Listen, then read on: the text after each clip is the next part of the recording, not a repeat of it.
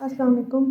आज हम पढ़ेंगे केमिकल कोऑर्डिनेशन चैप्टर को कंटिन्यू करेंगे जो हम पहले पढ़ रहे थे। और अब हम केमिकल कोऑर्डिनेशन चैप्टर में हमने पहले जो चीज़ डिस्कस की वो क्या थी कि केमिकल्स क्या हैं। ये केमिकल्स बेसिकली यहाँ पे हार्मोन्स को रिप्रेजेंट करें, दिखा रहे हैं कि ये हार्मोन्स हैं। और कोऑर्डिनेशन क्या है कि उनकी रेगुलेशन, किस तरह से वो डिफरेंट मुख्तलिफ एक्टिविटीज़ या जो काम हो रहे होते हैं जिस्म के अंदर उनको किस तरह से रेगुलेट करता है। दो चीज़ें हमने पढ़ी थी कि किस तरह से उन्हें रेगुलेट करता है और किस तरह से कंट्रोल करता है, यानी उनका होना, उनका ना होना, और अगर होना तो ज़्यादा होना या कम होना, उसको वो देखता है। जितनी ज़रूरत है उसके मुताबिक वो चीज़ उतनी, वो हार्मोन उतना प्रोड्यूस करना या पैदा करना या बनाना। ठीक, तो केमिकल कोऑर्डिनेशन में हमने ये चीज़ देखी। फिर हमने देखा कि ग्लैंड्स क्या होते हैं, एंडोक्राइन ग्लैंड्स क्या होते हैं, हार्मोन्स की प्रॉपर्टीज़ क्या होती हैं, हार्मोन्स किस तरह से काम करते हैं, कौन से ग्लैंड से कौन सा हार्मोन निकलता है। और हमने ये देखा कि एंडोक्राइनोलॉजिस्ट क्या होता है। फिर हमने देखा कि हार्मोन्स की प्रॉपर्टीज़ क्या होती हैं, उनके स्पेसिफिक टारगेट्स होते हैं, उनके स्पेसिफिक रिसेप्टर्स होते हैं। ये सब चीज़ें एक जनरल ओवरव्यू, एक जनरल डिस्कशन हम कर चुके हैं। अब इसके बाद जो हमारी डिस्कशन होगी वो ख़ास मैंने आपसे कहा था कि एक ख़ास ग्लैंड, कि इस ग्लैंड में से कौन सा हार्मोन रिलीज़ होता है उसके ऊपर हमारी डिस्कशन होगी कि इस ग्लैंड का क्या स्ट्रक्चर है, इसमें से कौन सा हार्मोन निकलता है, क्या इससे एक हार्मोन निकलता है, क्या इससे दो हार्मोन्स निकलते हैं, वो क्या काम करते हैं, किस तरह से रेगुलेट होते हैं। ये चीज़ें अब हम देखेंगे। अब आज हम देखते हैं कि हम इस लेक्चर में कितने ग्लैंड्स को कवर कर सकते हैं। जैसे कि मैंने पहले कहा कि हाइपोथैलेमस का एंडोक्राइन यह हार्मोन वाला फंक्शन होता है, इसलिए मैं इसको यहाँ पे एज अ ग्लैंड लिख रही हूँ। अगर आप इसको एज अ ग्लैंड ना भी समझें क्योंकि तो भी ठीक है, क्योंकि हाइपोथैलेमस की जो अंदर चीज़ें प्रोड्यूस होती हैं, हाइपोथैलेमस के जो फैक्टर्स होते हैं वो पिट्यूटरी ग्लैंड में ही आते हैं और फिर रिलीज़ वो पिट्यूटरी ग्लैंड के थ्रू होते हैं। ठीक, तो अब मैं यहाँ पे सारे ग्लैंड्स के नाम एक दफ़ा लिखती हूँ, फिर हम जिसको डिस्कस करेंगे और उसका जो हार्मोन डिस्कस करेंगे वो यहाँ पे होता चला जाएगा। तो हम यहाँ पे टिक करते जाएंगे कि हमने कौन कौन सा डिस्कस कर लिए। हाइपोथैलेमस, पिट्यूटरी ग्लैंड, सर से नीचे आए नेक में कौन सा है, थायराइड ग्लैंड और पैराथायराइड, थायराइड और पैराथायराइड। उसके बाद जो है hypothalamus, pituitary, thyroid, parathyroid, GIT में पैंक्रियास, एड्रीनल ग्लैंड जिन्हें हम सुप्रारीनल ग्लैंड भी कहते हैं। उसके बाद थाइमस, ऊपर हमसे एक रह गया जो कि है पाइनियल ग्लैंड। फिर आता है आपका गोनेड्स। अब गोनेड्स में क्या चीज़ें होंगी, दो, ओवरीज फीमेल्स में और मेल्स में टेस्टिस। ठीक, और इसके बाद अगर आप देख लें तो ग्लैंडुलर एपिथेलियम को भी हम थोड़ा सा अगर डिस्कस कर लें, ग्लैंडुलर एपिथेलियम, तो ये यहीं पे रहेगा। अब हम इसमें से डिस्कशंस करते रहेंगे। तो सबसे पहले नंबर पे जो यहाँ पे हमारे पास चीज़ आ रही है वो क्या है, हाइपोथैलेमस। सबसे पहला स्ट्रक्चर, सबसे पहला ऑर्गन, सबसे पहला पार्ट जो है, सबसे पहला एंडोक्राइन फंक्शन जिस चीज़ का हम डिस्कस करेंगे, हाइपोथैलेमस। दिमाग से, सर से ऊपर से शुरू करेंगे और नीचे में बॉडी तक, ऊपर से लेके नीचे तक सारे ग्लैंड्स को डिस्कस करते जाएंगे। अब आप देखिए, अगर हम देखा जाए तो दो थायराइड ग्लैंड्स होते हैं, दो पैराथायराइड होते हैं, एक पैनक्रियाज होता है, दो एड्रीनल ग्लैंड्स होते हैं, ट्राइंगल शेप्ड होते हैं दोनों किडनीज के ऊपर। थाइमस, आई थिंक थाइमस भी दो होते हैं। पाइनियल ग्लैंड ब्रेन में होता है। गोनेड्स, दो ओवरीज होती हैं, दो टेस्टीज होती हैं। ओवरीज लड़कियों में और औरतों में, और टेस्टीज मेल्स में। ग्लैंडुलर एपिथेलियम, जहाँ जहाँ एपिथेलियम होगी उसके अंदर ग्लैंड होंगे। एपिथेलियम मैंने आपको बताया कवरिंग होती है ऑर्गन्स की और टिश्यूज़ की। अब यहाँ पे हम ग्लैंडुलर की बात करें तो जहाँ ग्लैंड से रिलेटेड एपिथेलियम होगी उस वाली एपिथेलियम की बात हो रही है, उस वाली कवरिंग की बात हो रही है। तो अब हम हाइपोथैलेमस, जैसा कि मेरा हमेशा स्टार्ट इसी तरह से होता है कि अगर हम चैप्टर पढ़ रहे हैं तो चैप्टर के नाम का मतलब क्या है, ताकि आपको समझ आए ओवरव्यू क्या उसमें क्या पढ़ेंगे। तो उसी तरह अब हमारा जो टॉपिक है वो है हाइपोथैलेमस। इंतहाई इम्पॉर्टेंट स्ट्रक्चर ब्रेन के अंदर प्रेजेंट होता है, फोर ब्रेन का पार्ट होता है। जब हमने फोर ब्रेन, हमने पहले पढ़ा था कि नर्वस सिस्टम दो तरह का, सेंट्रल नर्वस सिस्टम और peripheral nervous system. Central nervous system होता है और पेरिफेरल नर्वस सिस्टम होता है। फिर सेंट्रल नर्वस सिस्टम में होता है ब्रेन और स्पाइनल कॉर्ड। पेरिफेरल में भी हमने पढ़ा था सेंसरी और मोटर न्यूरॉन्स की डिविजन्स होती हैं। फिलहाल हम यहाँ से कंसर्न हैं। फिर ब्रेन के 3 पार्ट्स थे, फोर ब्रेन, मिड ब्रेन और हाइंड ब्रेन। ठीक, फिर हाइंड ब्रेन के भी फर्दर 3 पार्ट्स थे, मिड ब्रेन, फोर ब्रेन और हाइंड ब्रेन को कनेक्ट कर रहा था, जोड़ रहा था। अब फोर ब्रेन के जो 3 पार्ट्स थे वो क्या थे, सेरिब्रम, हाइपोथैलेमस और लिम्बिक सिस्टम। सेरिब्रम और लिम्बिक सिस्टम। फिर लिम्बिक सिस्टम में हमारे पास जो था हिपोकैम्पस, एमिगडाला वगैरह आ जाता था। तो अब हाइपोथैलेमस जो है वो किसका पार्ट है, फोर ब्रेन का पार्ट है। ठीक, और हाइपोथैलेमस में हमने क्या देखा कि लिम्बिक सिस्टम का पार्ट होता है हाइपोथैलेमस। लिम्बिक सिस्टम के पार्ट्स होते हैं हाइपोथैलेमस, हिपोकैम्पस और एमिगडाला। और यहाँ पे क्या था, थैलेमस। ठीक, अच्छा, अब हाइपोथैलेमस लिम्बिक सिस्टम का या फोर ब्रेन का पार्ट है। अब हम इसे हाइपो का मतलब मैंने क्या था, कोई चीज़ जब कम होगी, हाइपोथैलेमस। तो हाइपो का मतलब है यहाँ पे नीचे, थैलेमस के नीचे, थैलेमस से कम दर्जा जिसका है। थैलेमस एक स्ट्रक्चर है ब्रेन का, हमने फोर ब्रेन का पढ़ा था, जो कि सेरिब्रम और लिम्बिक सिस्टम को कनेक्ट कर रहा होता था। तो अब थैलेमस के नीचे प्रेजेंट होता है ब्रेन के अंदर, इसकी लोकेशन के हिसाब से हम इसे हाइपोथैलेमस कह देते हैं। एक ऐसा स्ट्रक्चर जो कि थैलेमस जो कि किसे कनेक्ट करता है, सेरिब्रम और लिम्बिक सिस्टम को, यानी कि फोर ब्रेन्स के 2 हिस्सों को कनेक्ट करता है। उस थैलेमस के नीचे एक स्ट्रक्चर पड़ा होता है जिसे हम कहते हैं हाइपोथैलेमस। तो थैलेमस के नीचे होने की वजह से ये कहलाएगा क्या, हाइपोथैलेमस। और ये किसका पार्ट है, फोर ब्रेन का पार्ट है। तो हम इसकी थोड़े से पॉइंट्स लिखते जाएंगे। ये क्या है, फोर ब्रेन का पार्ट है। अब इसमें क्या होता है, इसमें सेंसरी स्टिमुलाई हमने पढ़ा नर्वस कोऑर्डिनेशन में कि क्या होता है, सिग्नल।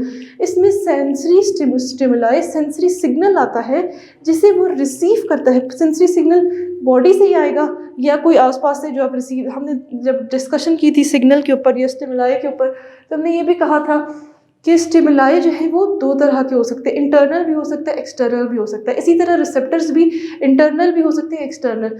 रिसेप्टर्स क्या है, जो स्टिमुलाई को, स्टिमुलस को या सिग्नल को जो रिसीव करें, अपने ऊपर महसूस करें, उसको पहचानें। तो वो आपके जिस्म के अंदर से भी तो सिग्नल्स आएंगे ना। अगर ब्लड ग्लूकोज ज़्यादा है तो ये एक सिग्नल है कि ग्लूकोज ज़्यादा हो गया, हाइपरग्लाइसीमिया हो गया। हाइपर मतलब ज़्यादा। तो अब उसके रिसेप्टर्स तो अंदर प्रेजेंट होंगे ना ऑर्गन्स में, तो वो रिसेप्टर भी अंदर और स्टिमुलस भी अंदर। अब यहाँ से रोशनी आ रही है और आँख में रोशनी को आँख देख रही है, तो रोशनी सिग्नल हो गया और रोशनी स्टिमुलस हो गया और आँख के अंदर रिसेप्टर हो गया। तो ये हमने देख लिया कि किस तरह से बाहर से सिग्नल्स आ सकते हैं, बाहर रिसेप्टर हो सकते हैं, अंदर से सिग्नल आ सकते हैं, बॉडी के अंदर रिसेप्टर भी वहीं मौजूद हो सकता है।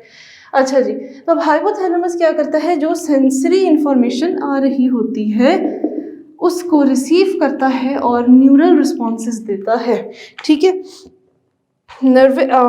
जो सेंसरी इंफॉर्मेशन कहाँ से हो रही होती है, कहाँ से आएगी, नर्वस सिस्टम से आएगी। ठीक है, अच्छा, अब हम पढ़ ही रहे हैं कोऑर्डिनेशन का चैप्टर, 2 चीज़ों का मिलके काम करना। तो अब यहाँ पे कितनी बेहतरीन एग्जांपल है, नर्वस सिस्टम एक अलग सिस्टम से इंफॉर्मेशन आ रही है, किसके पास, केमिकल सिस्टम के पास, जहाँ पे हार्मोन्स बनने हैं। तो नर्वस सिस्टम और केमिकल सिस्टम ने मिल के काम किया ना, यानी कि न्यूरॉन्स, नर्व्स ने और हार्मोन्स ने मिल के काम किया ना, काम किया ना, 2 चीज़ों ने काम किया, तो कोऑर्डिनेशन हो गई इनके दरमियान। अच्छा जी, सेंसरी इंफॉर्मेशन जो आती है नर्वस सिस्टम से, इसको कन्वर्ट करते हैं हार्मोनल रिस्पॉन्सेज में। इसकी हम बहुत सारी एग्जांपल्स देखेंगे तो आपको ये बात समझ आ जाएगी। ठीक, अब सेंसरी इंफॉर्मेशन आई, जैसे कि बॉडी में ये न्यूरॉन्स के थ्रू ये खबर पता चली कि सेंस किया गया, इंफॉर्मेशन न्यूरॉन्स के थ्रू आई कि बॉडी में ग्लूकोज का लेवल कम है, या रादर इसे आप ऐसे कह लें कि यूरिनरी ब्लैडर के पास में, यूरिनरी ब्लैडर को जो नर्व सप्लाई करी थी, यानी कि मसाने को, ब्लैडर को जो नर्व सप्लाई करी थी, वहाँ से इंफॉर्मेशन आई, या किडनी को जो सप्लाई करी थी कि हमें डिहाइड्रेशन हो रही है, बॉडी में पानी कम है, डिहाइड्रेशन हो रही है। तो अब डिहाइड्रेशन हो रही है तो क्या किया जाएगा एक ऐसा हार्मोन रिलीज़ करें, सेंसरी इन्फॉर्मेशन आई इस चीज़ की कि डिहाइड्रेशन हो रही है, बॉडी में पानी की जिस्म में कमी हो रही है। तो ये इन्फॉर्मेशन जब हाइपोथैलेमस तक आई, हाइपोथैलेमस ने इसका क्या रिस्पॉन्स दिया? Hormonal response. एक ऐसा हार्मोन रिलीज़ किया जिस हार्मोन ने जाके ब्लैडर पे और किडनी पे इफ़ेक्ट किया और यूरिन की आउटपुट यानी कि यूरिन का वॉल्यूम कम कर दिया कि कम पेशाब हो। क्योंकि अगर आपकी बॉडी में जिस्म में पानी कम है तो आप सर्दियों में आपकी पानी कम पीते हैं, तो आपकी क्या होती है जब पानी कम हो रही होती है, बल्कि इस तरह से एग्जांपल लेने की गर्मियों में, क्योंकि सर्दियों में हमें डिहाइड्रेशन तो खैर नहीं होती, गर्मियों में हमें बहुत ज़्यादा स्वेटिंग होती है, बहुत ज़्यादा पसीना आता है, बहुत ज़्यादा पानी ज़ाया हो रहा होता है। तो इसलिए क्या होता है कि हमें यूरिन जो है वो कंसनट्रेटेड आता है हमारी बॉडी को। ये अगर हम पानी ना पिएं या तो हम पानी ले रहे हो तो बॉडी डिहाइड्रेशन के फेज़ में नहीं जाएगी और ये मैकेनिज़्म नहीं होगा। लेकिन अगर आप पानी भी नहीं ले रहे और आपकी स्वेटिंग भी बहुत हो रही है और आपका पानी ज़्यादा हो रहा है, ज़्यादा ज़ाया हो रहा है, तो डिहाइड्रेशन में जब बॉडी चली जाती है तो ये इन्फॉर्मेशन जिस्म की तरफ से आती है हाइपोथैलेमस को कि पानी की कमी हो रही है, डिहाइड्रेशन हो रही है। तो हार्मोनल रिस्पॉन्स ये देता है कि एक ऐसा हार्मोन रिलीज़ करता है जो कि यूरिन को निकलने को कम कर देता है। जब यूरिन कम निकलेगा तो बॉडी में से पानी कम ज़ाया होगा। यूरिन में क्या होता है, पेशाब का ज़्यादा जो वॉल्यूम होता है वो पानी से तो बना होता है ज़्यादातर हिस्सा उसका। तो अब जब यूरिन का वॉल्यूम कम हो जाएगा तो क्या होगा कि वाटर बॉडी में थोड़ा ज़्यादा हो जाएगा ना, और उसकी वजह से डिहाइड्रेशन जो थी ये कम हो जाएगी या ख़त्म हो जाएगी। ठीक, हाइड्रेशन या पानी बॉडी का रिस्टोर होना शुरू हो जाएगा। और इसके अलावा फिर एक तो ये रिस्पॉन्स होगा, इसके अलावा ये भी रिस्पॉन्स किया जाएगा कि आपकी बॉडी में आपके ब्रेन में कुछ ऐसे सेंटर्स हैं जो कि आपको प्यास लगाते हैं। वो प्यास लगाने वाले सेंटर्स एक्टिवेट किए जाएंगे कि इन्हें एक्टिव करो और इंसान को प्यास लगाओ। प्यास लगाने से क्या होगा कि आप ज़्यादा से ज़्यादा पानी पिएंगे और डिहाइड्रेशन को रिकवर कर लेंगे। तो ये भी एक हार्मोनल रिस्पॉन्स के थ्रू भी हो सकता है ये काम। तो इस तरह से आपके दो सिस्टम्स आपस में, नर्वस सिस्टम और हार्मोनल सिस्टम यानी कि एंडोक्राइन सिस्टम, कोऑर्डिनेट करके एक साथ काम कर रहे हैं और इसमें हाइपोथैलेमस का बहुत बड़ा रोल है। अच्छा जी, फिर उसके अलावा एक और चीज़ है कि इसने एक तो ये काम कर दिया कि सेंसरी इन्फॉर्मेशन को हार्मोनल रिस्पॉन्स, उसके अलावा ये कुछ हार्मोन्स खुद से बनाता है जिन्हें ख़ास तौर पे जिसमें आते हैं ADH, एंटी डायूरेटिक हार्मोन, जिसे हम वेसोप्रेसिन भी कहते हैं, और ऑक्सीटोसिन। एंटी डायूरेटिक हार्मोन और ऑक्सीटोसिन, ये दो हार्मोन्स वो बनाता है और भेजता है किसमें? पिट्यूटरी ग्लैंड के पोस्टीरियर हिस्से में। पोस्टीरियर का मतलब पिछले हिस्से में। तो ये हार्मोन्स बना के पिट्यूटरी ग्लैंड में भेज रहा होता है। हाइपोथैलेमस के बिल्कुल साथ ही होता है पिट्यूटरी ग्लैंड, तो ये काम करता है। और तीसरा ये क्या करता है, कुछ फैक्टर्स रिलीज करता है। फैक्टर्स मतलब रिलीजेस फैक्टर्स। ठीक, अब फैक्टर्स रिलीज करने से क्या होता है कि वो फैक्टर्स या वो रिलीजिंग हार्मोन्स, फैक्टर्स को हम ये भी कह लेंगे रिलीजिंग हार्मोन्स, यानी कि किसी खास हार्मोन को निकलवाने वाला हार्मोन। यानी कि असल हार्मोन B है मगर B को निकलवाने के लिए हमें A चाहिए, तो हाइपोथैलेमस A निकालता है, A सिक्रीट करता है कि A भेजता है और A जाके किसी और ग्लैंड में से B निकलवाता है। तो हाइपोथैलेमस का ये फंक्शन भी है। ज़्यादातर हाइपोथैलेमस के जो फैक्टर्स होते हैं वो पिट्यूटरी ग्लैंड पे एक्ट करते हैं, और जो बॉडी में, जिस्म में ज़्यादातर जो फैक्टर्स जाके काम कर रहे होते हैं वो असल में निकल भी पिट्यूटरी ग्लैंड से ही रहे होते हैं। सिर्फ वो दो हार्मोन्स जो कि पूरे के पूरे बनते ही हाइपोथैलेमस में है वो हैं एंटी डायूरेटिक हार्मोन और ऑक्सीटोसिन। ठीक, ये तो बनते ही हाइपोथैलेमस में है और पोस्टीरियर पिट्यूटरी ग्लैंड में सिर्फ जाके स्टोर होते हैं। जब रिलीज होना होता है, जब निकलना होता है तो वो वहाँ से निकलते हैं, मगर असल में ये बने हाइपोथैलेमस में होते हैं। मगर कुछ हार्मोन्स जो है वो पिट्यूटरी ग्लैंड के अंदर खुद ही बनते हैं, जो खासतौर पे एंटीरियर यानी आगे की तरफ का जो पिट्यूटरी का हिस्सा है उसमें से। अब जब हम हाइपोथैलेमस के बाद पिट्यूटरी ग्लैंड पढ़ेंगे तो ये सारी बातें बिल्कुल क्लियर हो जाएंगी। अच्छा जी, अब ये हमने पढ़ लिया कि हाइपोथैलेमस का क्या फंक्शन है। अब हम ये देखते हैं कि हाइपोथैलेमस से कोई चीज़, कोई हार्मोन, जो ADH, ऑक्सीटोसिन है, ये जो ये हैं, ये किस तरह से हाइपोथैलेमस से पिट्यूटरी ग्लैंड तक जाते हैं। तो उसके लिए एक कनेक्शन होता है जिसे हम कहते हैं hypothalamic hypophyseal hypothalamic hypophyseal portal, hypothalamic hypophyseal circulation कह लें उसे। अच्छा, हाइपोथैलेमिक किसे रिप्रेजेंट कर रहा है? हाइपोथैलेमस को। हाइपोफिजियल किसको रिप्रेजेंट कर रहा है? पिट्यूटरी ग्लैंड को। पिट्यूटरी ग्लैंड का दूसरा नाम है हाइपोफाइसिस सेरेब्राई। इसका मतलब मैं बाद में बताऊंगी जब हम वहाँ पढ़ेंगे। तो हाइपोथैलेमिक हाइपोफिजियल यानी कि पिट्यूटरी ग्लैंड और हाइपोथैलेमस के दरमियान जो कनेक्शन है किस चीज़ के थ्रू है? सर्कुलेशन के थ्रू, यानी कि आर्टरीज या छोटी छोटी आर्टरियोल्स और कैपिलरीज का एक नेटवर्क होगा, ब्लड वेसल्स का एक नेटवर्क होगा खून के जरिए, इन दोनों का खून की नालियों के जरिए हाइपोथैलेमस और हाइपोफिसिस सेरेब्राई यानी पिट्यूटरी ग्लैंड का एक कनेक्शन होता है जिसे हम कहते हैं हाइपोथैलेमिक हाइपोफिजियल सर्कुलेशन। क्योंकि हमने ये बात पढ़ी कि हार्मोन्स जो कि केमिकल मैसेंजर्स होते हैं वो किस तरह से रिलीज होते हैं? डक्टलेस तरीके से ब्लड के अंदर रिलीज होते हैं। तो ब्लड में क्या है? सर्कुलेशन के थ्रू ये कनेक्टेड होंगे आपस में, हाइपोथैलेमस और पिट्यूटरी ग्लैंड। जो हाइपोथैलेमस के हार्मोन्स, ये जो फैक्टर्स हैं जिन्होंने पिट्यूटरी ग्लैंड से चीज़ें निकलवानी हैं, वो कैसे कनेक्टेड होंगे? कैसे हाइपोथैलेमस से पिट्यूटरी तक जाएंगे? By the help of blood vessel, arterioles, capillaries के थ्रू, जिसे हम कहेंगे हाइपोथैलेमिक हाइपोफिजियल सर्कुलेशन। अच्छा, यहाँ पे हमारी हाइपोथैलेमस की डिस्कशन ऑलमोस्ट एंड होती है। अच्छा, उसके बाद अब जो फैक्टर्स हमने ये देखा, हमने कहा कि हाइपोथैलेमस के अंदर से कुछ फैक्टर्स निकल रहे होते हैं जो कि जाके पिट्यूटरी ग्लैंड के अंदर से भी चीज़ें निकलवाते हैं, हार्मोन्स निकलवाते हैं। तो वो जो फैक्टर्स होते हैं वो दो तरह के हो सकते हैं, स्टिमुलेटिंग या इनहिबिटिंग। स्टिमुलेटिंग का मतलब है किसी चीज़ को एक्टिवेट करना और निकलवाना, और इनहिबिटिंग किसी चीज़ को रोकना, बंद करना, बंदिश कराना, कमी करवाना। तो मतलब कि कम करवाते हैं। कोई एक हार्मोन ज़्यादा करवाने वाला फैक्टर भी निकल सकता है हाइपोथैलेमस से, और कोई एक हार्मोन कम करवाने वाला भी। अच्छा, यहाँ पे हाइपोथैलेमस की डिस्कशन ऑलमोस्ट ख़त्म। अब हम डिस्कस करेंगे पिट्यूटरी ग्लैंड को। पिट्यूटरी ग्लैंड की डिस्कशन के लिए हम थोड़ी बहुत, अब तक आपको पिट्यूटरी ग्लैंड की नो हाउ अंदाज़ा हो गया होगा कि इसमें हम क्या पढ़ेंगे। अच्छा, अब जो है मैं आपको हमने कहा था कि हम एक एक चीज़ पढ़ते जाएंगे। हमने अब हाइपोथैलेमस को डिस्कस कर लिया है, अब हम करेंगे डिस्कस पिट्यूटरी ग्लैंड को। अच्छा जी, तो पिट्यूटरी ग्लैंड जो है बॉडी का सबसे मशहूर और सबसे ज़्यादा पिट्यूटरी काम करने वाला ग्लैंड है, जो सबसे ज़्यादा काम के हार्मोन्स रिलीज़ करता है। इंतहाई इम्पॉर्टेंट, इंतहाई मेजर, इंतहाई मशहूर रोल है इसका, और इंतहाई सिग्निफिकेंट रोल है पिट्यूटरी ग्लैंड का बॉडी के अंदर। तो पिट्यूटरी ग्लैंड का दूसरा नाम जो है वो क्या है?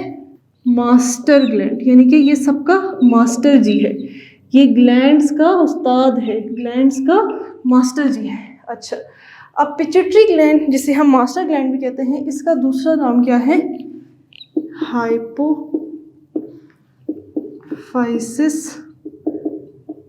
सेरेब्राई।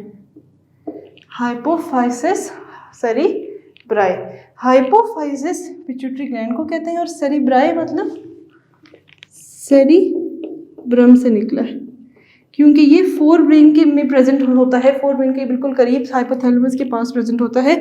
तो इसलिए हम इसे और सेरिब्रम जो है वो फोर ब्रेन का पार्ट है, तो इसलिए हम इसे कहेंगे हाइपोफाइसिस सेरेब्राई। तो इसका दूसरा नाम है, पिट्यूटरी ग्लैंड को मास्टर ग्लैंड भी कहते हैं या हाइपोफाइसिस सेरेब्राई भी कहते हैं। अब हम थोड़ा सा पिट्यूटरी ग्लैंड के स्ट्रक्चर को डिस्कस करते हैं कि पिट्यूटरी ग्लैंड का स्ट्रक्चर कैसा होता है। अच्छा जी, पिट्यूटरी ग्लैंड का स्ट्रक्चर कुछ यूँ होता है कि अच्छा, इसका 3 हिस्से होते हैं, एंटीरियर लोब, पोस्टीरियर लोब और मीडियन लोब। एंटीरियर लोब आगे वाला, मीडियन लोब बीच वाला, और पोस्टीरियर लोब पीछे वाला। अच्छा जी, अब हम ये देखेंगे कि असल में जो मास्टर ग्लैंड है ना, वो हम ज़्यादा अगर बहुत स्पेसिफिक हो तो जो एंटीरियर लोब है ना पिट्यूटरी ग्लैंड का, सबसे ज़्यादा हार्मोन्स इससे निकलते हैं। तो मास्टर ग्लैंड अगर हम, वैसे तो पिट्यूटरी ग्लैंड को भी कहते हैं, मगर अगर ख़ास तौर पे बोले तो anterior lobe of pituitary gland जो है वो मास्टर ग्लैंड है, जिससे सबसे ज़्यादा इंपॉर्टेंट हार्मोन्स रिलीज़ हो रहे होते हैं। अच्छा, अब यहाँ पे हम डिस्कस करेंगे पहले वेट और साइज़। वेट क्या है? पिट्यूटरी ग्लैंड का और साइज, शेप, वेट होता है 0.5 ग्राम्स और शेप इसका है ओवॉइड, गोल, पी जैसा, पी के दाने जितना होता है, पी कहते हैं मटर को। तो एक मटर के दाने जितना ग्लैंड, आप अल्लाह ताला की कुदरत देखें कि एक मटर के दाने जितनी ग्लैंड से, एक मटर के दाने जितने एंडोक्राइन ग्लैंड से कितने हार्मोन्स, कितनी important hormones, important chemicals release हो रहे होते हैं जो हमारी बॉडी में जाके थायराइड के फंक्शन को भी पिट्यूटरी कंट्रोल करता है, आपकी ग्रोथ को, बढ़ने के अमल को पिट्यूटरी ग्लैंड कंट्रोल करता है, आपकी जो एड्रीनोकॉर्टिकल हार्मोन्स हैं यानी कि जो एड्रीनल ग्लैंड से हार्मोन्स निकलते हैं उनको कंट्रोल करता है, आपकी जो गोनेड्स पे हार्मोन यानी कि रिप्रोडक्टिव ऑर्गन्स पे जिन हार्मोन्स ने असर करना होता है उन पे इसका कंट्रोल है।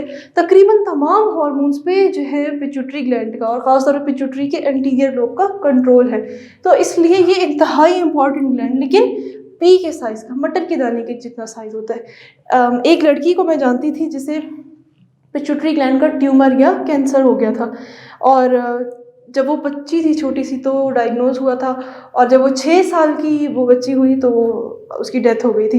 लेकिन उसका ट्यूमर ऐसी जगह पे था और वो छोटी बच्ची थी तो उसका ऑपरेशन नहीं हो सकता था और वो ट्यूमर बढ़ता गया और एक टाइम ऐसा आया कि पिट्यूटरी ग्लैंड ने उसकी ऑप्टिक नर्व, जो नर्व हमें देखने के लिए काम आती है, उसको प्रेस करना शुरू किया और आहिस्ता आहिस्ता उसकी बिनाई जाती रही। उसकी वो बच्ची 6 साल की थी मगर वो देखने में लगती थी जैसे 3 साल की बच्ची हो। क्यों? क्योंकि पिट्यूटरी ग्लैंड से मैंने क्या कहा, ग्रोथ हार्मोन रिलीज होता है। अब जब ग्रोथ हार्मोन नहीं सही रिलीज हो रहा था क्योंकि पिट्यूटरी में तो मसला था, वहाँ पे तो ट्यूमर था, तो इस वजह से उसकी ग्रोथ ठीक नहीं हो रही थी। अब 6 साल की बच्ची 3 साल की बच्ची से भी छोटी लगती थी और इस तरह और भी उसमें काफ़ी मसाइल थे। फिर आखिर उसकी बस इतनी ज़िंदगी थी, फौत हो गई वो। तो पिट्यूटरी ग्लैंड इतना इंपॉर्टेंट ग्लैंड है। ऑप्टिक नर्व से मुझे याद आया कि पिछले लेक्चर में नर्वस सिस्टम के मैंने कहा था कि क्रेनियल नर्व्स का मैंने बताया था, तो मैंने कहा था कि पहली नर्व तो ऑफ्थैल्मिक होती है, ऑफ्थैल्मिक, और दूसरी नर्व होती है, मैंने ये कहा था कि पहली नर्व ऑल्फैक्टरी नर्व होती है और दूसरी नर्व होती है ऑफ्थैल्मिक, लेकिन वो मैंने गलत बता दिया था थोड़ा सा। दूसरी नर्व होती है ऑप्टिक नर्व। ऑफ्थैल्मिक नर्व है वो ट्राइजेमिनल नर्व जो कि 5वीं क्रेनियल नर्व है, उसकी एक ब्रांच होती है। तो करेक्शन कर लीजिएगा कि सेकंड नर्व क्रेनियल नर्व जो है वो ऑप्टिक नर्व है, ना कि ऑफ्थैल्मिक नर्व है। बाकी नर्व्स ठीक थी। तीसरी नर्व जो थी हमारे पास ऑक्यूलोमोटर नर्व थी, क्रेनियल नर्व। उसके बाद चौथी नर्व जो थी वो ट्रोक्लियर नर्व थी। 5वीं नर्व ट्राइजेमिनल नर्व थी। तो जो ऑफ्थैल्मिक है वो ट्राइजेमिनल नर्व की ब्रांच होती है, ना कि सेकेंड नर्व होती है। फिर 5वीं छठी नर्व जो है वो एब्ड्यूसेंस नर्व होती है। इसी तरह सो एंड सो ऑन। 7वीं नर्व फेशियल नर्व, 8वीं नर्व वेस्टिब्यूलोकॉक्लियर नर्व, 9वीं नर्व ग्लोसोफेरेंजियल नर्व, 10वीं वेगस नर्व, 11वीं जो है मेरे ख्याल से मुझसे मिस हो गई थी, 11वीं क्रेनियल नर्व एसेसरी नर्व होती है। फिर 12वीं हाइपोग्लॉसल। तो ये हमने सब के मैंने आपको नाम लिख के दिए थे, उसमें आप ये देख लें कि दूसरी नर्व जो है वो ऑप्टिक नर्व होती है, ऑफ्थैल्मिक नहीं होती, और 11वीं क्रेनियल नर्व जो है उसका नाम एसेसरी नर्व होता है और वो हमारे शोल्डर की मसल्स को सप्लाई करती है। खैर ये बात की बात नहीं और आपके बुक में भी इतनी ज़्यादा डिटेल में नहीं है। अच्छा हाँ, तो हम स्ट्रक्चर डिस्कस कर रहे थे पिट्यूटरी ग्लैंड का। तो पिट्यूटरी ग्लैंड का जो एंटीरियर लोब होता है उसे हम कहते हैं, एंटीरियर का मतलब होता है आगे, पोस्टीरियर का मतलब होता है पीछे, ठीक। अब और मीडियन का मतलब बीच में, और एंटीरियर और पिट्यूटरी ग्लैंड जो है कनेक्टेड होता है एक इन्फंडिबुलम से। इन्फंडिबुलम कहते हैं स्टॉक। स्टॉक का मतलब एक स्टॉक जैसे स्ट्रक्चर, जैसे तना, दरख्त का जिस तरह तना होता है, या किसी फल के ऊपर एक जैसे नाशपाती है या सेब है उसके ऊपर एक डंडा सा होता है जिसके थ्रू वो लटका होता है, तो उस डंडे को इन्फंडिबुलम या स्टॉक कह देंगे हम, ठीक। अब यहाँ पे हमारी डिस्कशन होगी एंटीरियर लोब के हार्मोन्स कौन से होते हैं, पोस्टीरियर के कौन से होते हैं और मीडियन के कौन से होते हैं और उनके क्या काम होते हैं। अच्छा जी, एंटीरियर लोब के मैं पहले हार्मोन्स के नाम लिख देती हूँ, फिर उसके बाद हम उनकी क्विक डिस्कशन कर लेंगे। सबसे पहला एंटीरियर लोब या अच्छा, एंटीरियर लोब को मैंने कहा था कि ख़ास तौर पे अगर इसे देखा जाए तो यही मास्टर ग्लैंड है, और एंटीरियर लोब को हम दूसरा नाम ये भी दे सकते हैं एंटीरियर, क्योंकि पिट्यूटरी ग्लैंड था हाइपोफाइसिस सेरेब्राई, तो इसलिए जो एंटीरियर लोब है इसे हम क्या कहेंगे, न्यूरो एडिनो हाइपोफाइसिस। एंटीरियर है तो एडिनो हाइपोफाइसिस, एडिनो हाइपोफाइसिस। और जो पोस्टीरियर लोब होगा पिट्यूटरी ग्लैंड का उसे हम कहेंगे, लोब मतलब एक टुकड़ा, एक हिस्सा, जो पोस्टीरियर लोब है पिट्यूटरी ग्लैंड का उसे हम क्या कहेंगे, न्यूरो हाइपोफाइसिस। अच्छा जी, अच्छा हाँ, एक इसका मतलब मैं आपको ये पढ़ाने के बाद समझाऊंगी कि एडिनो हाइपोफाइसिस इसको एंटीरियर को क्यों कहते हैं और पीछे वाले को पोस्टीरियर को न्यूरो हाइपोफाइसिस क्यों कहते हैं, ये बाद में डिस्कस करेंगे। अच्छा, पहला हार्मोन जो यहाँ से निकलेगा वो है सोमैटोट्रोपिन,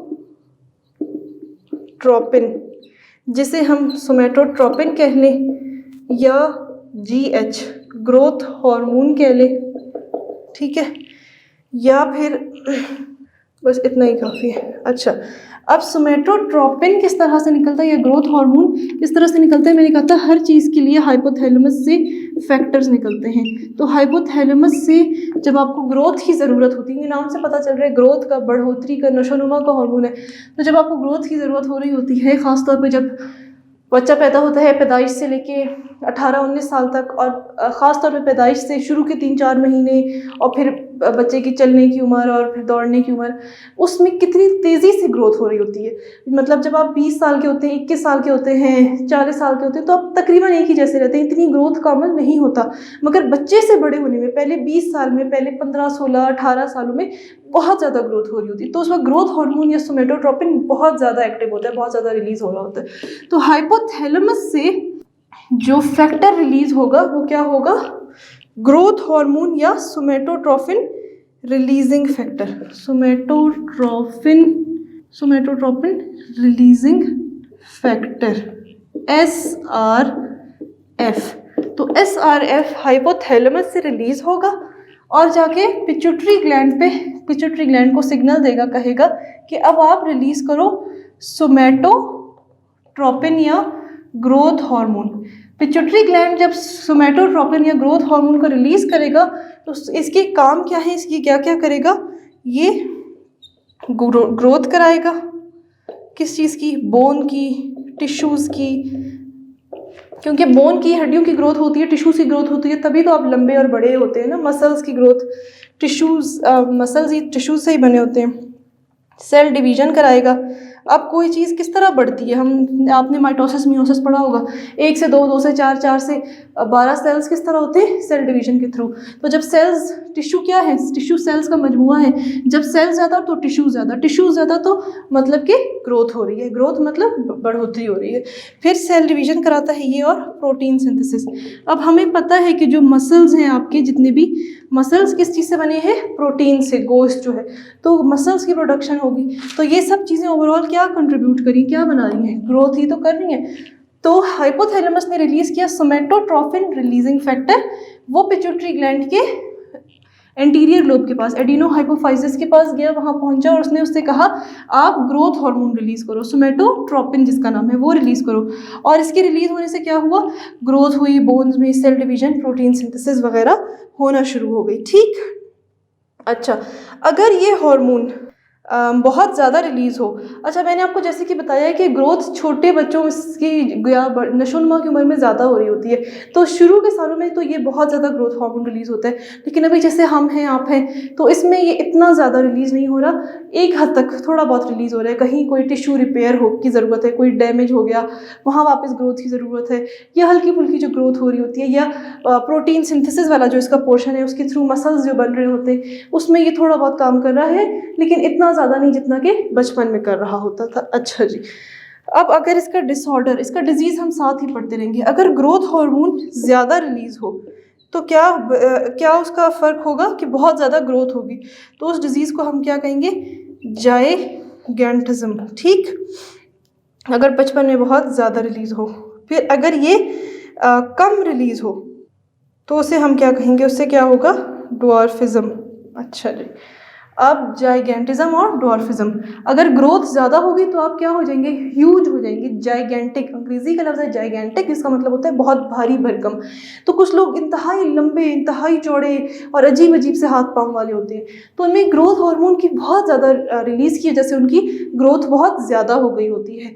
फिर डॉर्फिज्म क्या है कि जिनमें कम रिलीज, उनका कद छोटा रह जाता है, उनकी ग्रोथ सही नहीं हो पाती है, वो छोटे लगते हैं, बोने जिसे कहते हैं, तो डॉर्फ बोने को कहते हैं, और जाइगेंटिक बहुत बड़ा, ह्यूज, मॉन्स्ट्रस, वो लोग बहुत बड़े हो जाते हैं। अच्छा, ये हमारा यहाँ पे पहला हार्मोन इसका ख़त्म हुआ। अब अगला हार्मोन है thyroid stimulating hormone, thyroid stimulating hormone, जिसे हमने कहा TSH। अच्छा जी, अब इसमें भी क्या है, जिस तरह वहाँ से सोमेटोट्रोपिन रिलीजिंग फैक्टर निकला था हाइपोथैलेमस से, यहाँ पे थायरोट्रोपिन रिलीजिंग फैक्टर निकलेगा हाइपोथैलेमस से, और वो कंट्रोल किससे होगा, ब्लड में कितना थायराइड हार्मोन है। ये हम पहले भी होम्योस्टेसिस के चैप्टर में डिस्कस कर चुके हैं, अभी फिर एक्सप्लेन करती हूँ। ठीक, अगर कम होगा थायरॉक्सिन का लेवल ब्लड में तो कितना निकलेगा, ज़्यादा होगा तो कितना निकलेगा। फिर उसके बाद पिट्यूटरी ग्लैंड पे ये जाके असर करेगा और वहाँ से थायराइड स्टिमुलेटिंग हार्मोन निकालेगा। ठीक, अच्छा जी, अब इसके भी कुछ डिसऑर्डर्स हैं, वो हम ज़रा देखते हैं, मगर पहले हम इसकी नॉर्मल फंक्शनिंग देख लेते हैं। अच्छा जी, अब क्या है, सबसे पहले जैसे यहाँ पे हाइपोथैलेमस था और उसने सोमेटोट्रोपिन रिलीजिंग फैक्टर निकाला था, यहाँ पे हाइपोथैलेमस थायरोट्रोपिन रिलीजिंग फैक्टर निकालेगा, या और थायरोट्रोपिन रिलीजिंग फैक्टर किससे कंट्रोल होगा, ब्लड लेवल्स ऑफ थायराइड, यानी खून में अगर इस वक्त ज़्यादा थायराइड हार्मोन है, थायरॉक्सिन है, तो थायरोट्रोपिन रिलीजिंग फैक्टर कम निकलेगा। अगर खून में ज़्यादा है थायराइड के लेवल्स, थायरॉक्सिन हार्मोन के लेवल्स कम है और हमें ज़रूरत है, तो यहाँ से ये रिलीजिंग फैक्टर ज़्यादा निकलेगा, जो कि फिर जाके पिट्यूटरी ग्लैंड पे एक्ट करेगा और वहाँ से थायराइड स्टिमुलेटिंग हार्मोन या थायरोट्रोपिन को निकालेगा। ठीक है, और फिर थायरोट्रोपिन क्या करेगा, जाके फर्दर थायरोट्रोपिन किस पे जाके एक्ट करेगा, थायराइड ग्लैंड पे, और फिर थायराइड ग्लैंड से कौन सा हार्मोन निकलेगा, T4 T3, जिसे हम कहते हैं थायरॉक्सिन।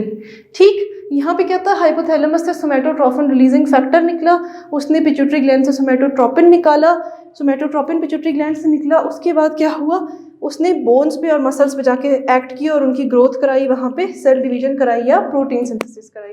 इसी तरह से जब ब्लड में सेंस हुआ और हाइपोथैलेमस से क्या रिलीज़ हुआ, थायरोट्रोपिन रिलीजिंग फैक्टर, हाइपोथैलेमस ने ये रिलीज़ किया, पिट्यूटरी ग्लैंड के एंटीरियर लोब से थायराइड स्टिमुलेटिंग हार्मोन रिलीज़ हुआ, जिसने जाके थायराइड ग्लैंड पे एक्ट किया और वहाँ से थायरॉक्सिन या T4 T3 थायराइड हार्मोन निकाला। ठीक, अच्छा जी, अब इसके बाद जो अगला हम पढ़ेंगे वो क्या होगा, ये एडिनो हाइपोफाइसिस, एंटीरियर लोब का ही दो हार्मोन हमने पढ़ लिए।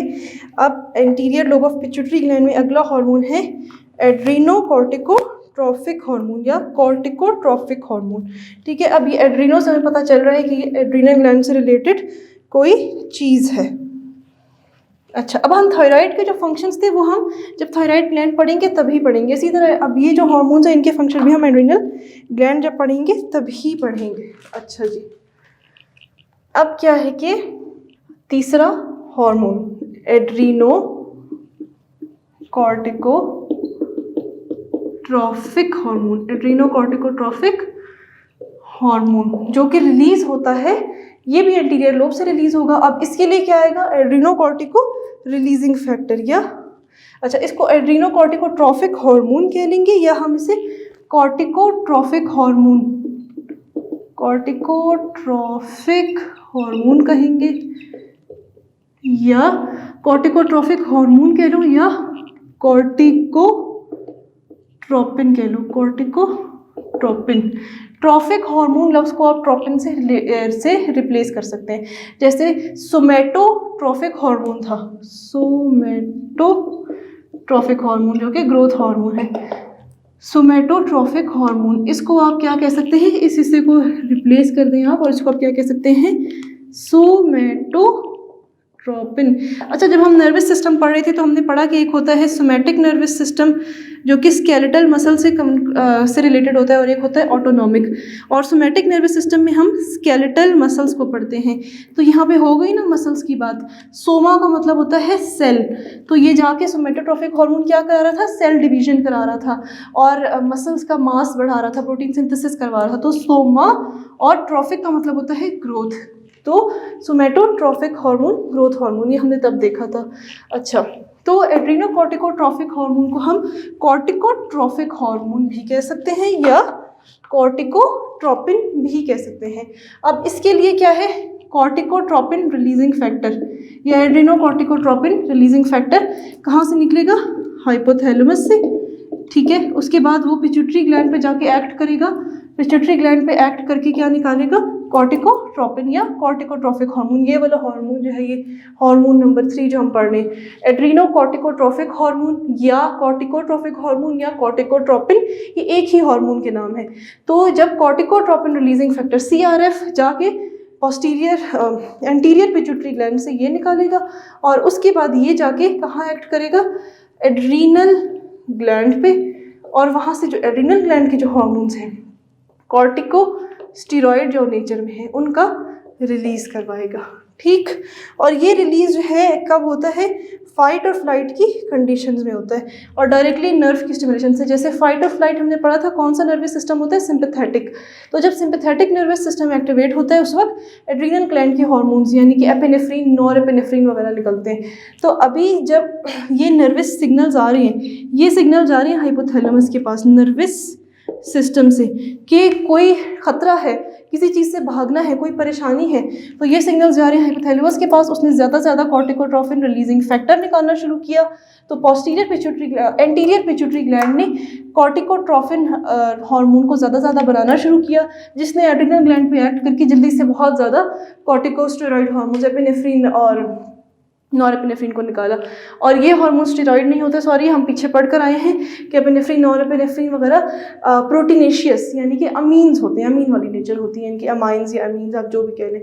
ठीक, अब ये हमारी कॉर्टिकोट्रोफिक हार्मोन्स की डिस्कशन हो गई। अब वो एड्रीनल ग्लैंड के जो हार्मोन्स थे जो इसने ज़्यादा कर दिए थे, उनका क्या फंक्शन है, वो जब हम एड्रीनल ग्लैंड पढ़ेंगे तो वो हम तब डिस्कस करेंगे। ठीक, अब अगला हार्मोन जो पिट्यूटरी ग्लैंड से निकलता है वो है गोनेडोट्रोफिक हार्मोन। गोनेडोट्रोफिक हार्मोन, अब गोनेडोट्रोफिक हार्मोन को हम दूसरा क्या कह सकते हैं, गोनेडोट्रोपिन। ठीक है,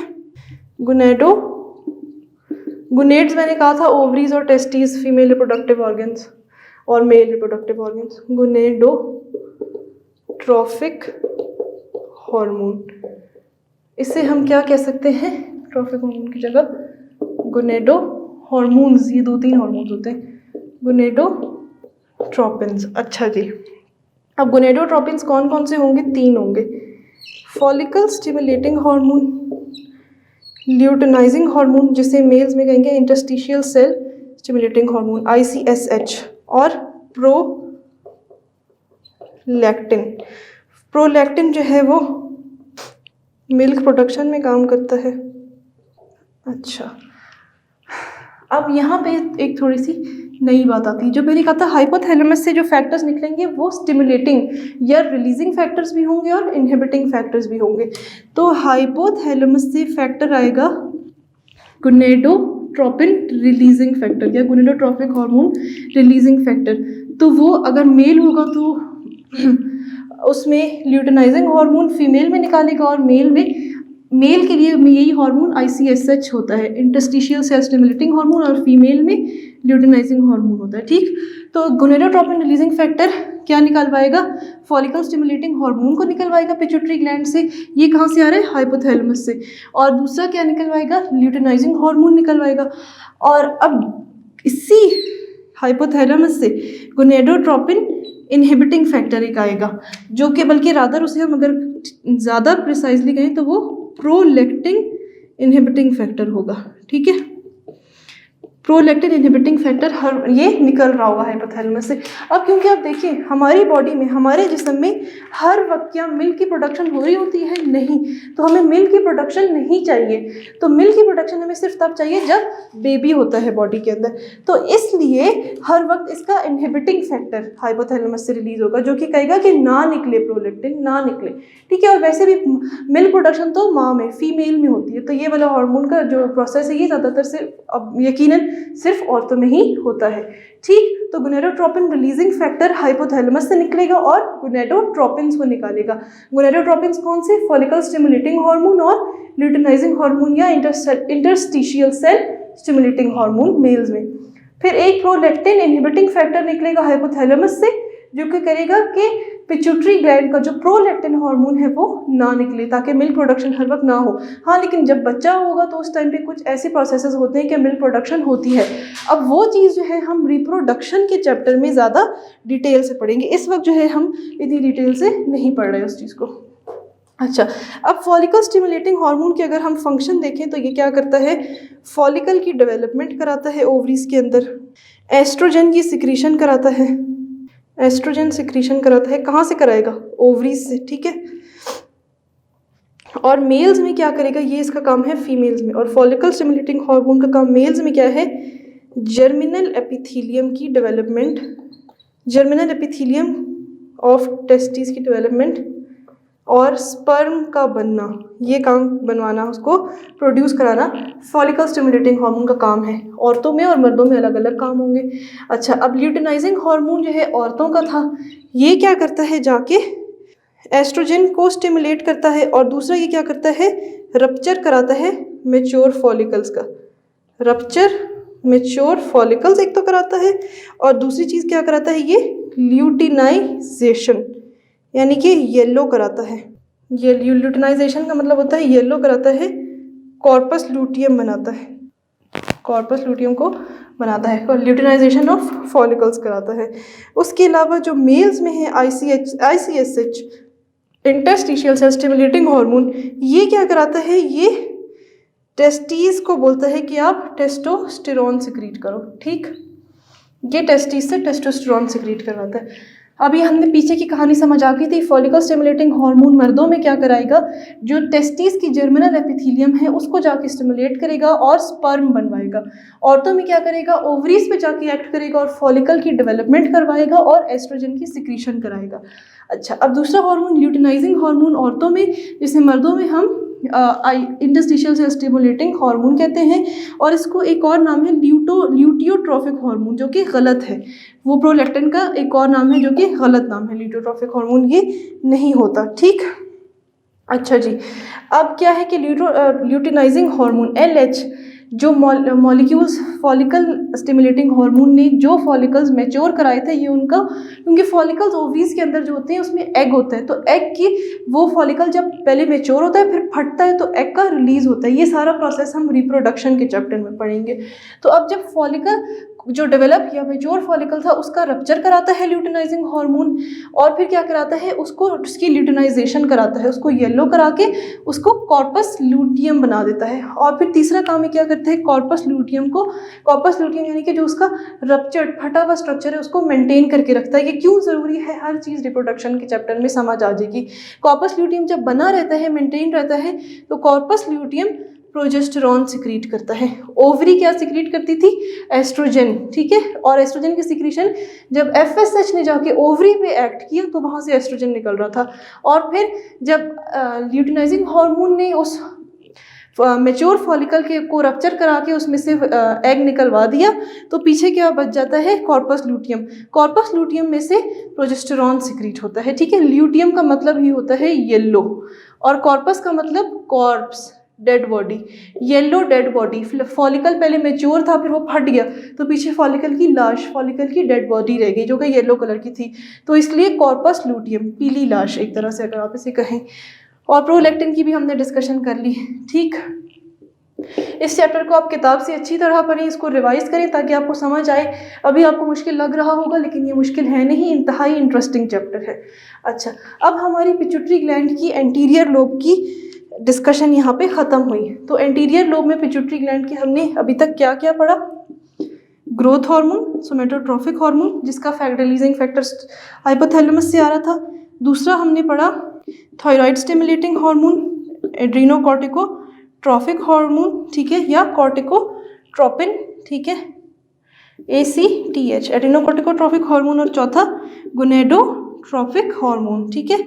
गोनेडोट्रॉफिक हार्मोन का जो था उसमें हमने ये देखा कि सोमेटोट्रॉफिक हार्मोन, इसमें फिर 3 तरह के थे, वो भी हमने देख लिए, ठीक है। तो ये हमारा interior lobe of pituitary gland यहाँ पे ख़त्म हुआ।